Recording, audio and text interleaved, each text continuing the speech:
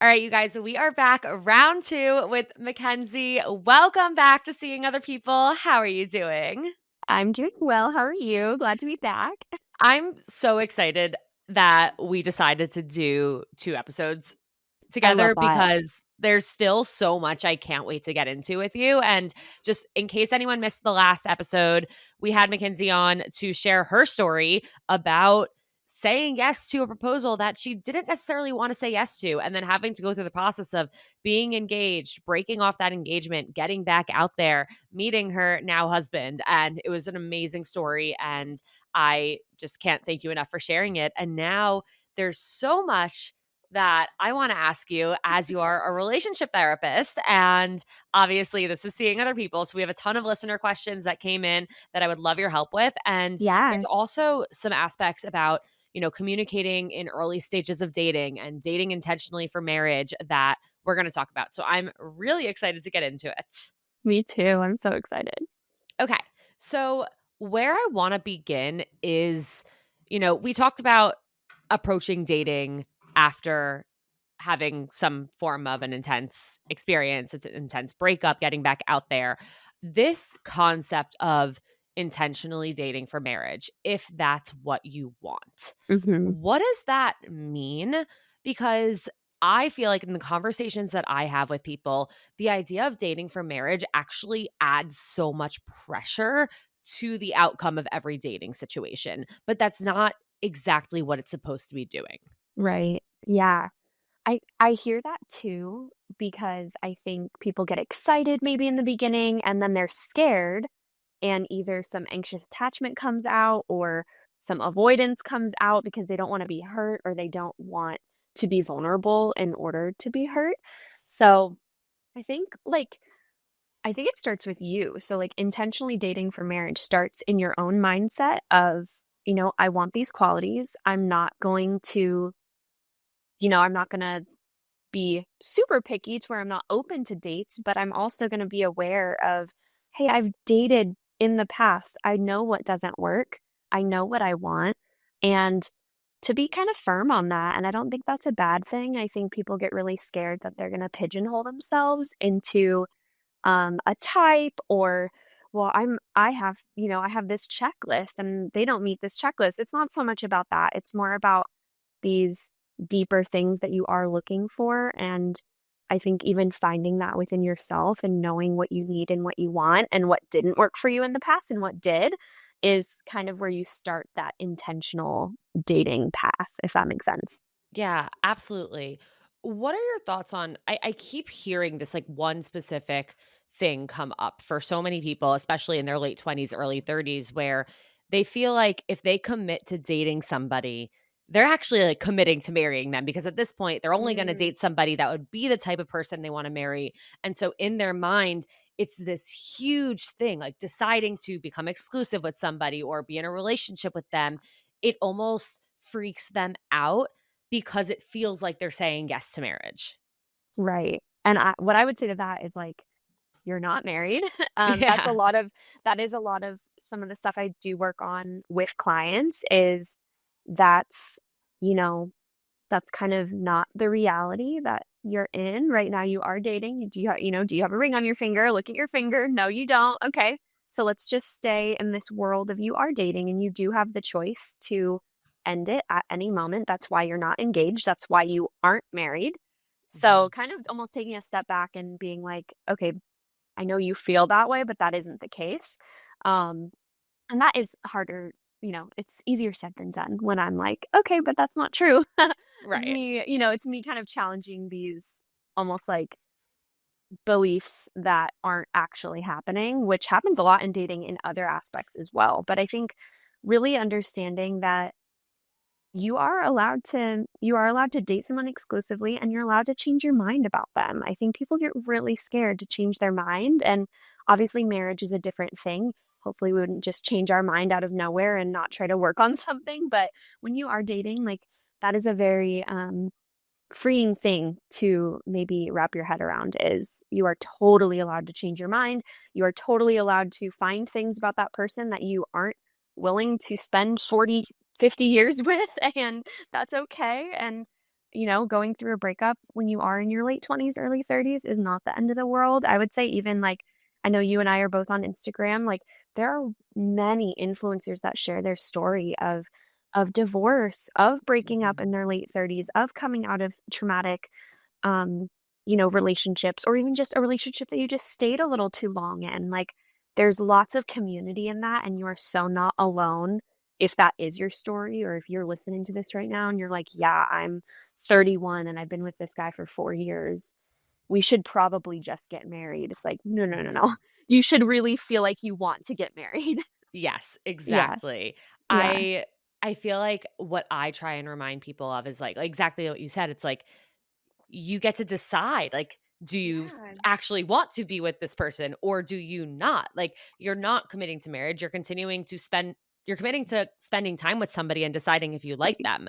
And Exactly. you're allowed, either or both of you are allowed to say, hey, like, we tried, it didn't work, but at least we tried instead of, Mhm. psyching ourselves out and catastrophizing and being like, well, if we commit to dating, we're just getting married and that's that. Mhm. Just based on age, just based on, Mhm. circumstance. Yeah, it's not the case. Yeah. I have a dating coaching client who I absolutely adore, who she's never been in a relationship and she wants to, in theory, find her person, find a partner.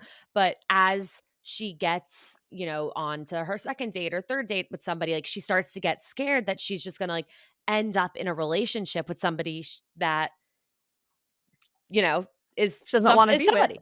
Right, and Yeah. I'm like, "Well, you have to understand, you're never just gonna end up in a relationship. If you end up in a relationship, it's because you are deciding every step of the way that this is Right. somebody who adds value to your life, who you want to be in a relationship with. You're not just gonna, Mhm. one day wake up and be like, "Oops, I'm in a relationship with Together. somebody I Yeah. don't like." Yeah, totally. Yeah, and that Yeah. can be it can be scary, and I think even, like, the deeper layer of that is probably the fear of vulnerability and putting yourself out there because Mhm. the second you do start dating someone, you're right. You can make the choice to end it, and they can make the choice to end it, and I think that terrifies people to no end, and so you do kind of have to be brave and courageous in the sense of, like, okay, I would be okay if that did happen, and I'm choosing this because going through this dating experience with this person is that worth it. That even Mhm. if I am hurt at the end of it, that it's gonna bring me that much closer to my person, or it's gonna teach me this, you know? So, Yeah. I like that outlook a lot because at the end of the day, it is a really scary concept that in order to, fall in love with somebody, you have to put yourself in the position to get your heart broken. And absolutely. that is freaking terrifying. But if you can reframe it as, I'm putting myself in the position to learn and to grow and to have experiences, whether positive or negative, that leads to room for something good to happen. I've been saying over and over, like, we always say, like, "What if it doesn't work out?" But we never say, "What if it does?" Yeah. Mhm.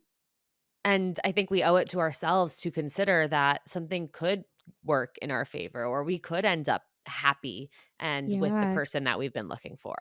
Absolutely. Yeah, I think that's a beautiful outlook, and I think also seeing the potential in growth that, okay, maybe you guys aren't at the perfect communication spot that you'd like to be at. Maybe you're bickering a little bit. Maybe you have the same fight over and over again. Like, having faith that you guys could work on that and get through it is I really am a big proponent of that because that is possible, and I think a lot of people get scared when something is wrong or something doesn't feel exactly perfect, that they need to leave or they need to get out, and, that is the case sometimes, of course, but I also think there's so much strength in, like, "Okay, what if it does work out, and what if we grow from this hard thing that we're going through?" Like, how Yeah. amazing would that be? Yeah, exactly. It's so hard to retrain your brain to think that, but it's Mhm. such a powerful thing to do if you can. And listen, like, I'm not saying I have, like, but I wish I spent more time trying to adapt that mindset because I always did, see everything with a dark cloud over it in Yeah. terms of my dating life for so long. Yeah, totally. Yeah, Yeah. it can be hard to get out of. Yeah. With this idea of dating for marriage, I was actually on TikTok before, and I don't know how I got to this page in my like creator whatever, and I want to get back to it. But it was like, here are trending topics that your audience is searching for and watching. And one of it was like what you should know about somebody before deciding to marry them. Mm. What would you say are the things that you should learn in your relationship, or the things that are most important to know before deciding to spend your life with somebody or not spend your life with somebody? Yeah. I mean, I think people do these blanket statements of like values, morals, and I want to go a little bit deeper with that because I think those are really important. But I also think it's how do you value growth in your relationship? Do you value growing? Do you understand that we're going to go through hard times and that we can get out the other side? Do you value that? So that's a value. I would also say how they grew up and what they experienced growing up, communication wise, what they saw in a marriage or in a single family home, and kind of what their view on marriage is if you are dating to marry. Um, are they pessimistic about it? Are they, really want to get married, but all I've seen is divorce. Like literally parents divorced, aunt and uncles divorced, grandparents divorced, everybody split. Um, and maybe they're now in blended families and that works out, but maybe their idea is that the second marriage always works. The first one doesn't. Like that would be an important thing to know. Um, and everybody is so different. I mean, it's kind of wild when you do start going down that road. The messages that you got as a child about marriage and about relationships, about communication, about conflict. And are you prepared to take what you like from that? And are you prepared to work on really hard to break the patterns that maybe are inherently within you that you would bring into our relationship or bring into our marriage? I feel like those two are the big doozies that I see with couples in Yeah. particular. Yeah. Absolutely. With what you first said, like, can you, grow and get through hard times together? What if you've been dating somebody for a few years and you haven't really had to get through hard shit? Like, nothing Yeah. bad has really happened. You both like you don't fight. There's been no real conflict. How can you then assess, oh, like well, it's not always going to be this easy. Like, Yeah. realistically, like, shit will happen, but I don't Mhm. know how we're gonna get through it because we haven't had something happen to test us yet. How would you advise somebody to navigate that situation in assessing, like, can they get through conflict and difficult times together? Yeah. I would say, I mean, if that was a couple that was like sitting on this couch right here and I was on the other side, I would say, okay, what's a small argument that you've had? Because at that point, you have had an argument. It might not have been heated. It might not have been mean. It might not have been any of these horrible things. It might have just been an argument. Okay, how did you get through that? Let's kind of step through that. And then I would say, do you think you'd be able to do that on a larger scale? Would you be able to tell each other how you feel, hear the other person, take that in, comfort the other person, or, then work on the problem, whatever was at hand? And then I would say, do you feel confident in each other? Do you trust each other that if something bigger did happen, that you could foresee that being something that you could implement? Because if they aren't fighting 2 years in, then they're doing something right. Like if things aren't blowing up or, obviously external factors are different, like the death of a parent or, something hard. But if you're not in your day to day having, big arguments or having a constant conflict that keeps coming up, then you're doing something right. And that should be celebrated as well and like kind of looked at like, okay, what are you doing correct then? It sounds like you Mhm. guys are communicating well. Well, it's really refreshing to hear that because I know for me, like, in the first few years of my relationship with Jake, like I kept seeing all this content on social media from all these like quote unquote experts of how like if you don't fight, there's something wrong with your relationship. And Jake and I aren't fighting people. Like to this day, we've never had like a blow up argument. And I'm obviously like, very secure in my relationship now. But in the beginning, every time I saw that, I was like, is something wrong? And Yeah. there were times where I was like, I think our first fight could have been about me saying, well, we don't fight, because I was getting in my head from everything that I was seeing. But Yeah. the reality was we just had really good communication with each other. And Right. it's crazy that like I got in my head about that of like, we need to be fighting. Like, I don't Yeah. fight with people, neither does he. Right. So that's like part of your temperament, that's part of your personality. And I think that's also a testament to even like your childhoods as well. Like you probably didn't see a lot of that, or you maybe did see a lot of that and have worked on not doing that.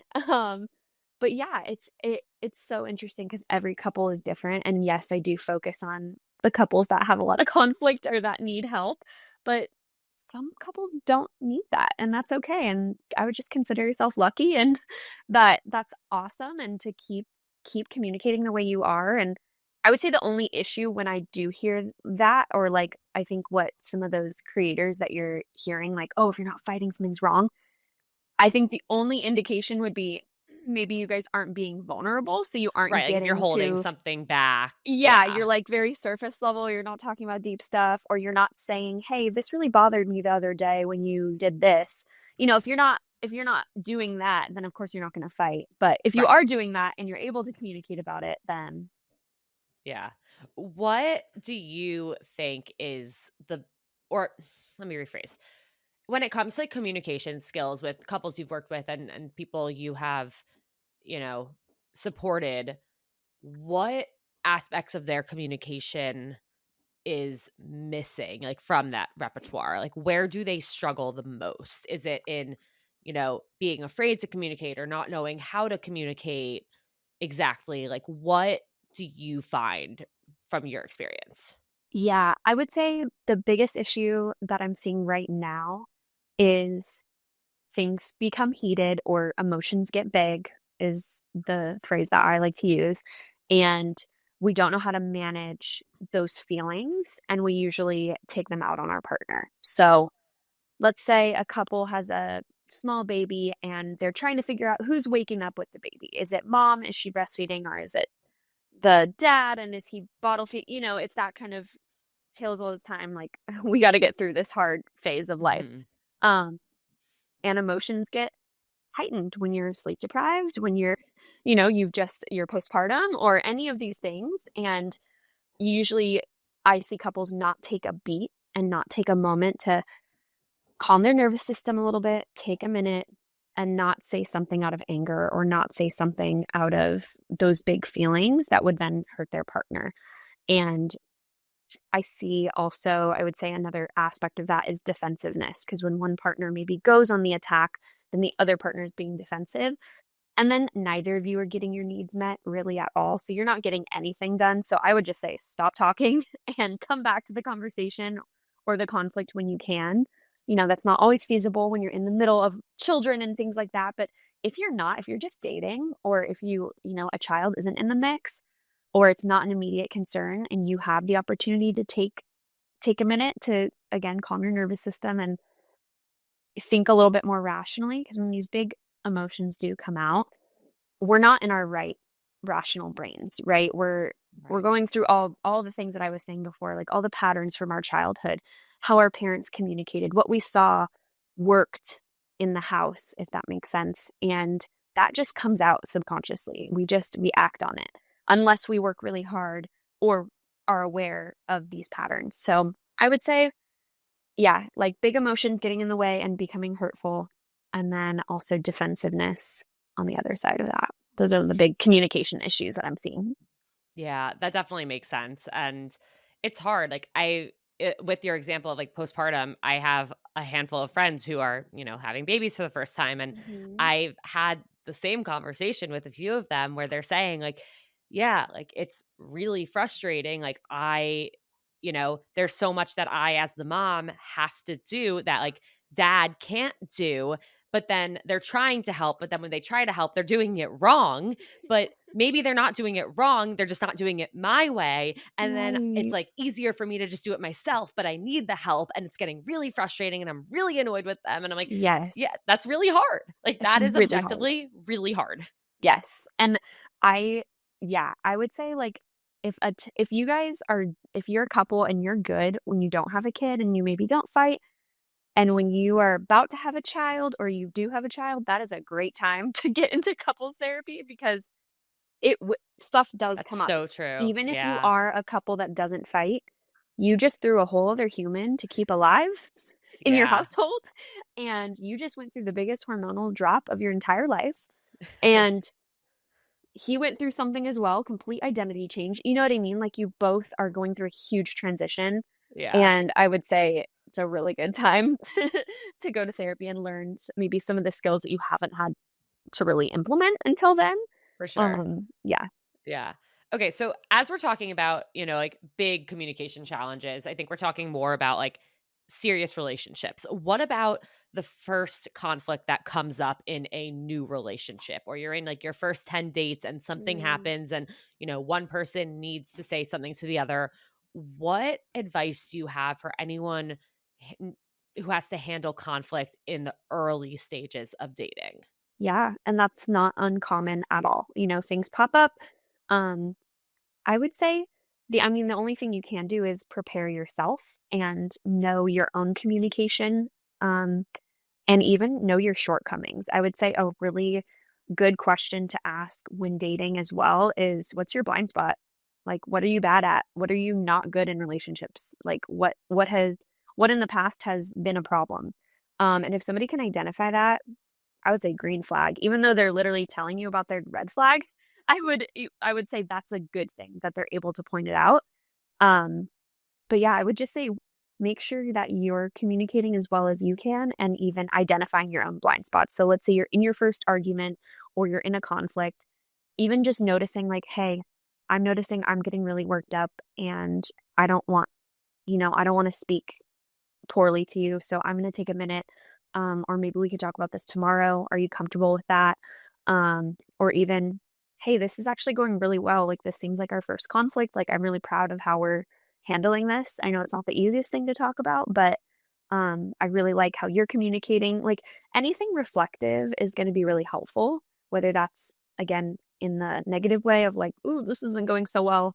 Maybe I need to be self aware, or Mhm. hey, this is going really well. Like, look at us. Like, we could even have a hard conversation. So I think either of those are really good things to think about when you're maybe entering that first tough conflict or conversation. Yeah. I also think there's something to be said about being open about how you handle conflict and saying, Hmm. like, in past relationships, having conversations like this has been really hard for me because of XYZ reason. Like, Hmm. give someone that insight because we can assume why someone's behaving the way they're behaving all day long, but unless they communicate it to us or we ask them, like you could even ask someone like, okay, like this is our first time like hitting a bump in the road. How do you handle conflict and communication around Hmm. that? Like, what feels most comfortable for you? Do you want to like take a beat and go for a walk tomorrow and talk through it, or like do we have to hash it out right now? Like, kind of figuring out how you both operate because you're two completely different people with completely different histories coming together to like I don't want to say like battle, but in a way to like get to the bottom of this. Um, a friend of mine was in or is currently actually in her first conflict with somebody she's been seeing. And she was telling me yesterday the way she's navigating it for herself is she came up with what she thought was like every possible scenario of what could Mm, happen and how she would react to it and like what she would say to articulate, how she's feeling. And I think for some people that could be a great way to approach it too of like take the time to prepare so you don't react like from an emotional like heated place mhm, where you can sit down like okay here's how this conversation could go and here's how I could react to it mhm. based on each situation. Yeah. Yeah, totally. And if you even want to go a layer deeper, like if your friend is in therapy, like bringing that to your session and being like, hey, I'm in the middle of this. Like, I know if he said this, this would trigger me in this way. I know if he, kind of went this route with it, that would actually make me really open to talking about it more. Kind of going through those options, I feel like I do that all the time with clients. They're like, "What should I do?" I'm like, "Well, I don't have the answer. You have the answer, but let's Mhm. talk through Let's it." pull it out of you. Yeah. Yeah. Yeah. Yeah. What do you find that your clients are, like, most struggling with when it comes to dating right now? I would say 2 things. Finding people to date. I think that is really difficult, which is crazy to me because we have all these apps and all these things, but I think because of that, true vulnerability and, like, openness has kind of leveled down because you can just Mhm. swipe on people. So I have heard that that's really hard. And then I think another thing is getting in a relationship, feeling those honeymoon feelings at first, and then maybe things not going so well and not knowing whether to break up or to stay. I would say those are the 2 big ones. When it comes to not knowing, should you say or should you go? What how have you seen people navigate that? Yeah. That's hard. Well, yeah, and it depends on the person because, again, all of your childhood stuff is at play, and if you maybe don't have a great family life, having a person that you're dating feels so good because you finally have this support system or you finally have this person that you're able to go to, but that comes with all its, trials and hard stuff as well. But yeah, it's hard and it depends on the person because I think some people are more prone to say, "I'm out." Like, "Bye. I'm not gonna work on anything. I'm don't like the way he spoke to me in that argument or whatever, and I'm out. I'm not gonna be treated like that." And I'm like, "Whoa, whoa, whoa. Like, there were a lot of good qualities. Like, what's making you make this decision?" And it really just depends on who you are and how you react to things. And so what I like to do is I like to just take people again a layer deeper and why are you making this decision or why are you confused even? Like what's confusing right now? And kind of helping them work through that. It's hard because, again, like, going back to social media, we're inundated with all of this content about, how someone knew that someone was the one, and, like, the Mhm. moment that they knew they were gonna be with this person forever, and most relationships aren't like that. Yeah. Like, that's not reality. A lot of people struggle and question, like, "Is this right?" I mean, you're picking someone to spend your life with, to join, like, pretty much every aspect of your worlds. And it makes sense that that would be hard and that there are difficult decisions to make along the way. But we just live in a world that simplifies it and is like, yeah, like you meet someone and you're that they're the one. And sure, Yeah, you might have to like kiss a bunch of frogs on the way, but then they'll be there. It's like there's so much more than that to it it. is. And sometimes that is someone's story and that's so beautiful and wonderful. Yeah. And that comes with its hard stuff too. I think in the previous episode I had shared that I knew pretty quickly that my Hmm. husband was my person, but I think everything happens for a reason. Like I did go through a lot to get there and Right. learned a lot. So if you are in that position where you're kind of just waiting for your person and you don't know where they are, like put yourself out there, like be vulnerable, get yourself ready for that kind of relationship because it isn't just going to fall out of the sky. You do have to put in some effort and some work into it. Um and yeah, maybe you'll be so confident that you do know that that person is it and maybe you need some time and to figure it out. Yeah, for sure. Okay. I have a few listener questions I'm excited to get into. All Okay. right. The first one. Recently, I did something I've never done in my 2-year relationship. I snooped my partner's internet history. It's not that I don't trust him, and he does treat me like a queen, but this is someone that I'm planning to be engaged to very soon, and I felt that asking outright wouldn't yield the organic slash potentially murky truth. I didn't find anything terrible, but I did see that he regularly visits random female Instagram pages, many times the same few for what I guessed and confronted him on sexual reasons. This isn't porn, and I was wrong to search, but I'm so incredibly sad and icked. Instantly felt insecure. Not enough, less beautiful. Why does he need to see these images when I'm a real life option that he's committed to? It seems so creepy. I don't know what to do. We discussed it, but I still don't understand because he's literally the only man I see and am attracted to. Is he looking at everyone in a sexual way? Strangers, my friends? Nothing feels the same, and I'm questioning things more than I thought. I love the podcast and would Mm. treasure your take. Well, first of all, my heart hurts for her because that is very hard. Yeah. Um, and although I know in the previous episode I didn't share a ton of details, but let's just say I know this feeling very well. Um, and it's not a good feeling. And I would say if you're not okay with it and your gut is telling you that's not good, that's not okay, I don't like that, the conversations are good, but I also would just want to give that person permission to like have that boundary of like, do not do that anymore. I don't like that. And if you're not able to do that, then we probably need to talk about what that future looks like for us because just like when you sounds like they're dating, they're not engaged. When you are dating, you get to pick and choose, like we talked about earlier, of what you want and what you don't want. And it's okay to not want your partner to be seeking sexual gratification elsewhere. And Yeah. um, I know in certain relationships that's totally fine and that's on the table and maybe that's even something you do together. Go for it. I'm all for the kinks, I'm all for the fun, but that needs to be talked about and needs to be agreed upon. So I think yeah, just I would be really true to yourself if you're feeling not great about it to listen to that part of you and it's there for a reason. Your Hmm. intuition is there for a reason and it's okay to have boundaries and it's okay to say I'm not okay with that. Where do you stand on ultimatums? Like, is it Mm, okay? And I don't want to say is it okay, but like in a situation like this, is it the right or a right option to say if you don't stop doing this, this relationship is over? I think in a dating situation and if it's a very serious issue, I mean that is fine because you are allowed to Yeah. choose. I think when you're married, that's a little bit different Mhm. because you did kind of vow to, for better or for worse. And hey, this year might be your worst. So we got to figure out how to get through it.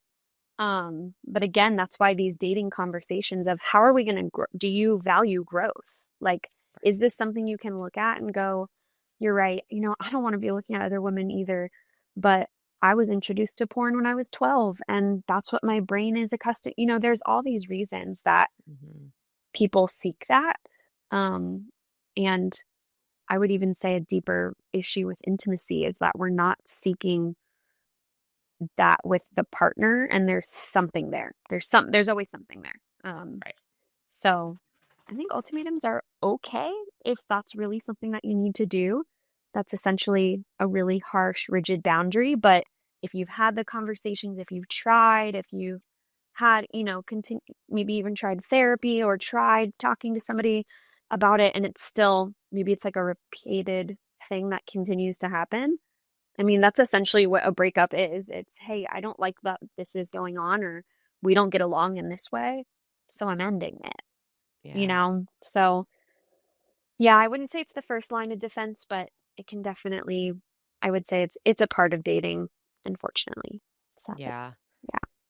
Yeah. I keep going back to the words like I instantly felt insecure, not enough, and less beautiful. And like You shouldn't feel you that way. you should not feel that way in a relationship. Yeah.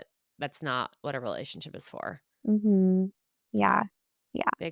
Big virtual hugs I going out to know you. for sure. Okay.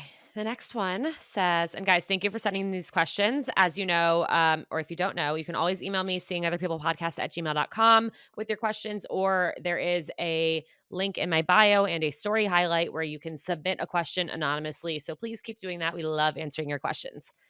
Hi, I'm 24 and I haven't dated much or been in a real relationship since late high school. Between focusing on my undergrad work and some personal circumstances, dating just was not a priority for me during college and is still hard to prioritize now that I'm in a PhD program. On top of that, I struggle with social anxiety and I'm very introverted. So it's very hard for me to start to put myself out there now that I've started thinking that I'd like to date again. My friends are already starting to get into serious relationships or even married, which is making me feel really behind. Do you have any suggestions for ways to make me feel comfortable dating, but also not feel so rushed or pressured into it based on what everyone around me seems to be doing?